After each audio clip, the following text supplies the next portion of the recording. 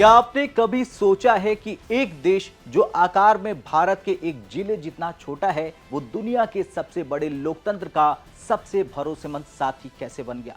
लोग कहते हैं कि देशों के बीच कोई परमानेंट दोस्त नहीं होता, सिर्फ स्वार्थ होता है। लेकिन आज हम आपको एक ऐसी खबर बताएंगे जो इस कूटनीति के नियम को गलत साबित कर देती है। 1999 में जब कारगिल की पहाड़ियों पर हमारी पीठ में छुरा घोंपा गया, तब दुनिया के सुपर पावर्स हमें लेक्चर दे रहे थे, लेकिन एक देश था जिसने बिना शर्त अपने हथियारों के दरवाजे भारत के लिए खोल दिए। आज वही देश हरियाणा के खेतों में हमारे किसानों के हाथ में वो जादुई तकनीक दे रहा है जो बंजर जमीन से सोना उगा सकती है। कारगिल की चोटियों से लेकर मुनीमपुर के खेतों तक और असम की बाढ़ की विभीषिका से लेकर दिल्ली के हाई प्रोफाइल ट्रेड रूम्स तक भारत और इजराइल की दोस्ती अब सिर्फ एक समझौता नहीं रह गई है, ये एक स्पेशल स्ट्रेटेजिक पार्टनरशिप बन चुकी है। और आज मित्र देश के इस विशेष एपिसोड में हम भारत इजराइल के संबंधों के उन 4 पन्नों को पलटेंगे जिन्होंने इतिहास बदला है और जो भविष्य लिखने वाले हैं। तो बने रहिए हमारे साथ, क्योंकि आज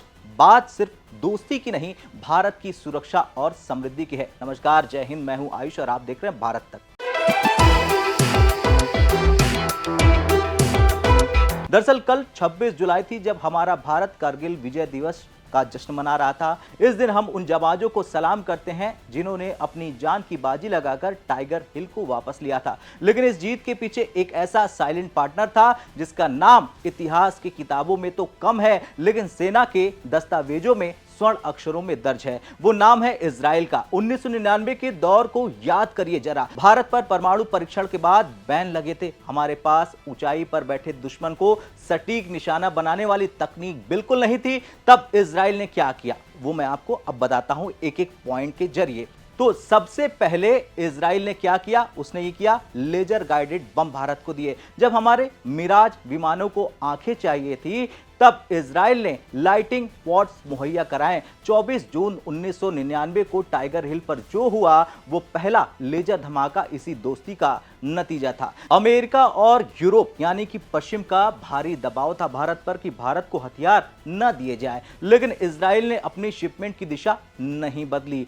चाहे ड्रोन क्रांति की शुरुआत। आज हम जिस ड्रोन युग में हैं उसकी नींव कारगिल में पड़ी थी जब इजराइल ने सर्च और हेरोन ड्रोन देकर हमें पहाड़ियों के पीछे छिपे दुश्मन को देखने की ताकत दी थी। तो वहीं दूसरी तरफ इजरायली तकनीक आज ऑपरेशन सिंदूर और मेक इन इंडिया के तहत भारत में ही बन रही है। हम खरीदार से अब को डेवलपर यानी कि जिसे हम सह निर्माता कहते हैं वो बन चुके हैं।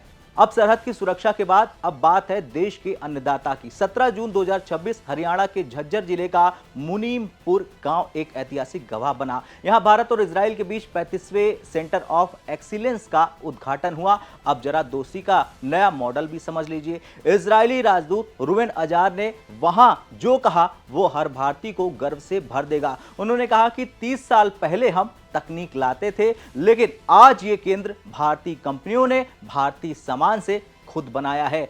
ये असली आत्मनिर्भर भारत है। अब इसकी तकनीकी बारीकियां क्या क्या है वो मैं पॉइंट्स में आपको बताऊंगा। पहला है एंड ड्रीप तकनीक। इजराइल ने एक ऐसी सिंचाई प्रणाली विकसित की है जो बिना बिजली और बिना भारी निवेश के सिर्फ गुरुत्वाकर्षण यानी कि ग्रेविटी की मदद से खेतों में पानी पहुंचाती है। ये भारत के छोटे और सीमांत किसानों के लिए किसी वरदान से कम नहीं है। दूसरा पॉइंट है सीड प्रोडक्शन। मुनीमपुर और राया में बने ये केंद्र औषधि पौधों और उच्च गुणवत्ता वाले बीजों पर ध्यान देंगे जिससे किसानों की आय में सीधे तौर पर इजाफा होगा। तीसरा है आंकड़े। देखिए, अब तक 1.2 लाख किसानों को इजरायली विशेषज्ञों ने ट्रेनिंग दी है। ये एक साइलेंट रिवॉल्यूशन है जो भारत के 12 राज्यों में फैल चुका है।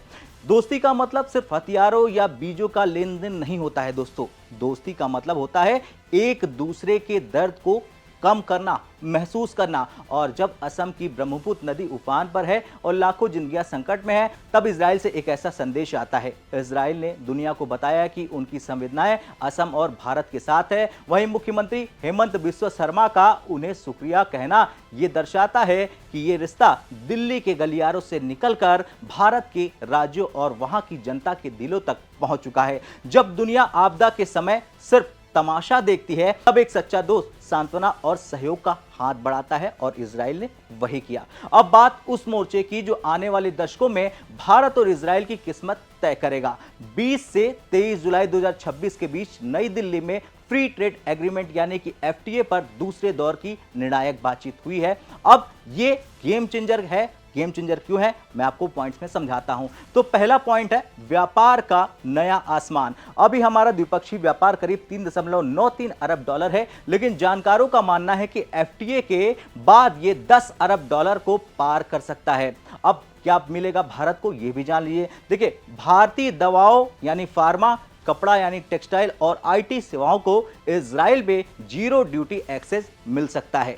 अब आप कहेंगे इजराइल क्या देता है, तो वो भी जान लीजिए। उनकी विश्व प्रसिद्ध साइबर सुरक्षा, आर्टिफिशियल इंटेलिजेंस और हेल्थ टेक तकनीक अब भारत के हर स्टार्टअप की पहुंच में हो जाएगी। वाणिज्य विभाग के अतिरिक्त सचिव अजय भादु और इजरायली वार्ताकार इफात अलोन पेरेल की ये मुलाकात सिर्फ कागजों पर साइन की नहीं, ये दो उभरती हुई अर्थव्यवस्थाओं का इकोनॉमिक फ्यूजन है। अब बात करते हैं भारत इजराइल की दोस्ती से क्यों कांपती है पाकिस्तान की टांगे, ये जानना जरूरी है। देखिए, कूटनीति की दुनिया में एक कहावत है, दुश्मन का दोस्त दुश्मन होता है। लेकिन जब ऐसे दो देश गले मिलते हैं जिनके पास दुनिया की सबसे घातक तकनीक और सबसे जाबाज सेना है, तो सरहद के उस पार हलचल मचना लाजमी है। देखिए, इसके पीछे सिर्फ भावनाएं नहीं है, बल्कि वो ठोस सैन्य और रणनीतिक कारण है जो युद्ध का नक्शा बदल सकते हैं। पाकिस्तान के डर का सबसे बड़ा कारण है इजराइल की निगरानी तकनीक। जी हां, कारगिल युद्ध के दौरान जब पाकिस्तानी घुसपैठिए पहाड़ियों पर छिपे थे,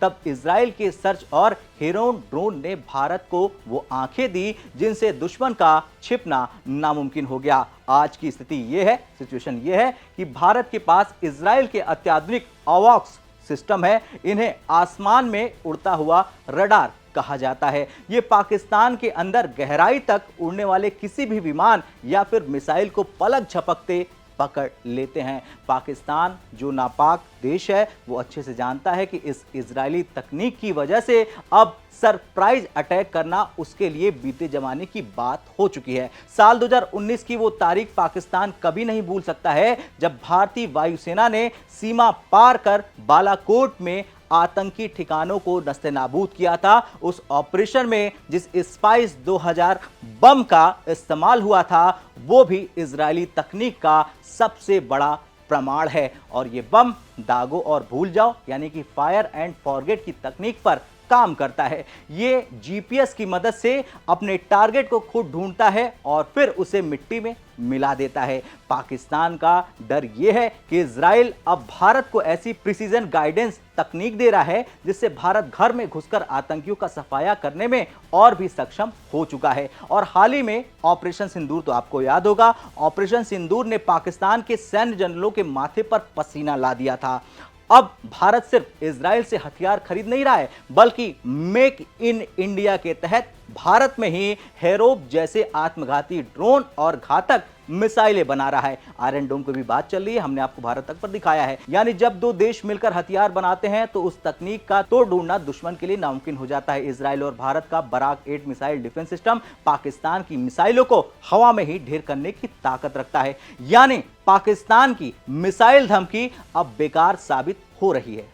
इजराइल और भारत दोनों ही दशकों से सीमा पार आतंकवाद का शिकार रहे हैं। इजराइल के पास दुनिया की सबसे बेहतरीन इंटेलिजेंस एजेंसी मोसाद है और भारत के पास अपनी रॉ है। साल 2026 के जेरूसलम शिखर सम्मेलन में दोनों देशों ने आतंकवाद के खिलाफ खुफिया जानकारी साझा करने का जो संकल्प लिया है, वो पाकिस्तान की प्रॉक्सिमिटी वॉर यानी कि छद्म युद्ध की कमर तोड़ रहा है। पाकिस्तान को बहुत ज्यादा डर लग रहा है कि मोसाद और भारतीय खुफिया एजेंसी रॉ का गठबंधन उसके टेरर नेटवर्क को दुनिया के किसी भी कोने में एक्सपोज कर सकता है। पाकिस्तान का डर सिर्फ सैन्य नहीं है दोस्तों, बल्कि आर्थिक भी है। भारत और इजराइल के बीच प्रस्तावित फ्री ट्रेड एग्रीमेंट यानी कि एफटीए भारत को मिडिल ईस्ट की सबसे आधुनिक अर्थव्यवस्था से जोड़ देगा।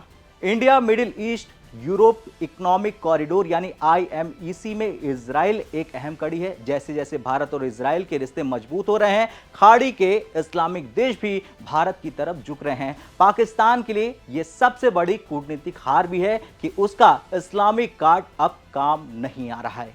तो क्या है भारत इजराइल दोस्ती का असली सच?